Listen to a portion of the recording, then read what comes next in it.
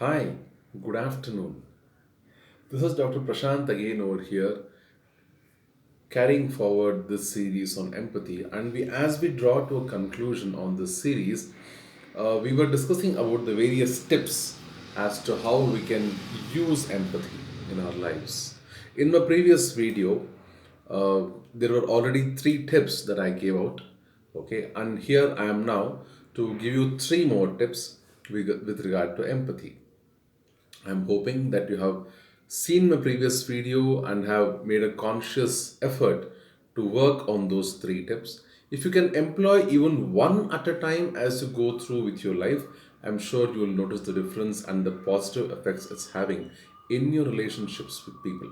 Okay, so going forward with that, I implore upon you to please go back to my previous video and go through the three tips that I've already outlined. And today we're going to discuss three more tips, and I have one bonus tip at the end of all of it, which is kind of a little personal for me. All right, so let's get through with the three tips. That is tip number 4, 5, and 6. All right, so tip number four would be genuinely appreciative of people. All right.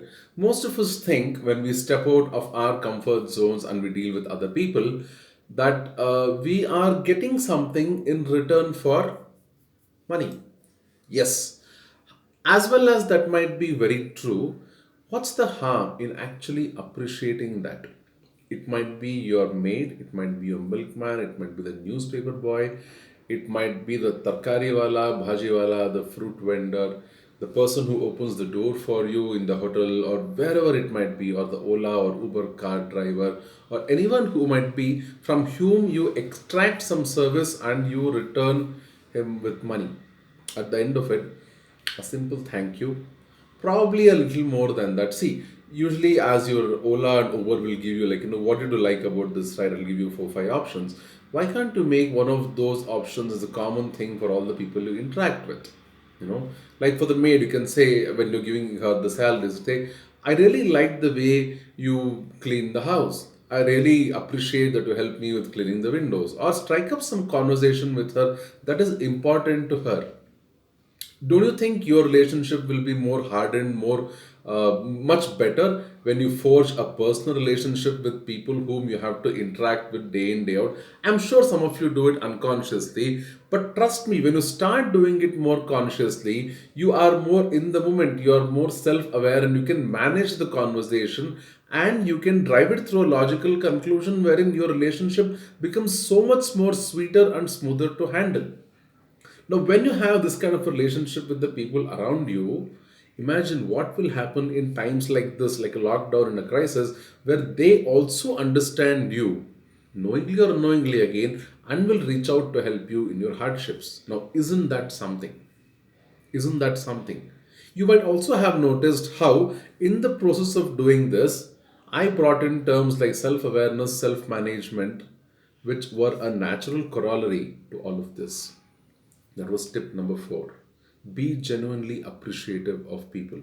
Do it from the heart, not from only the lip. Don't pay it only lip service, guys. That shows after a point of time. Even if you are an Oscar winning actor, it will show. Do it from the heart. Okay. Tip number 5. Tip number 5 is identify some cause that you identify with. Note some cause that you identify with. All of us have something that is close to our heart. We think, when I have enough money, when I am financially secure, I am going to help this cause.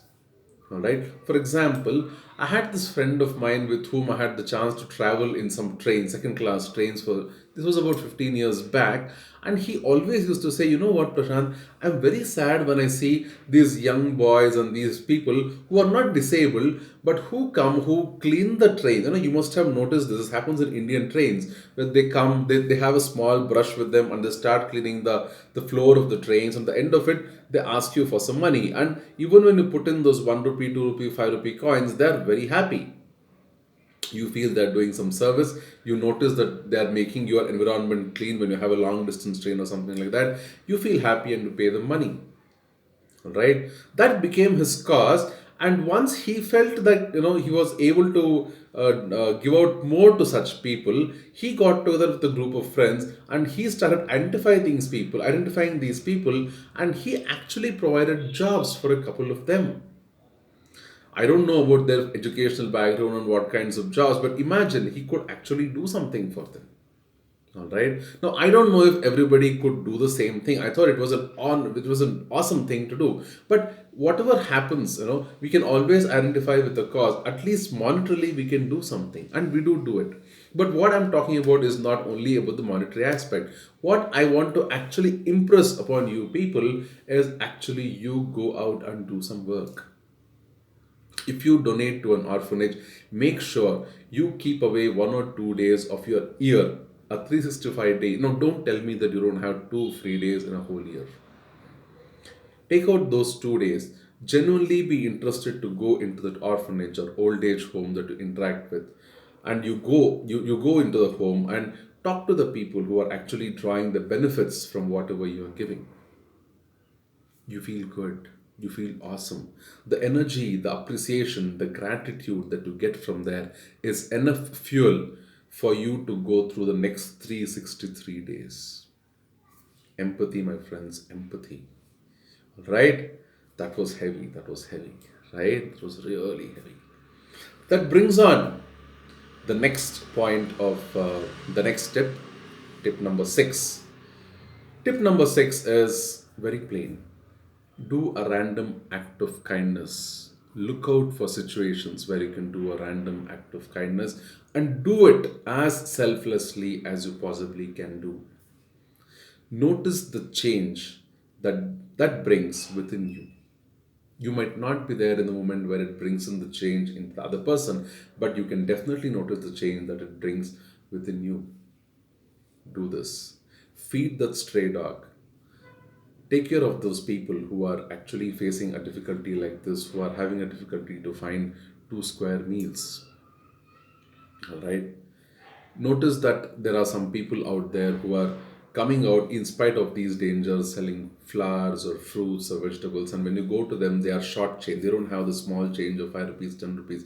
You might not go back to them tomorrow. Just say, it's okay. If you're okay with this, you can just tell them, it's okay. I'll pick up the 5 rupees the next time I'm there.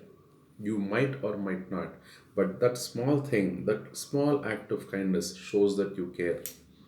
Notice the change that it brings within you. But the rider to this is do it selflessly. Don't expect appreciation back. Right? When you do this, this is warmed. This part of your body is warm, flush, and you feel really good. So these were my 6 tips about empathy. 6 tips about empathy.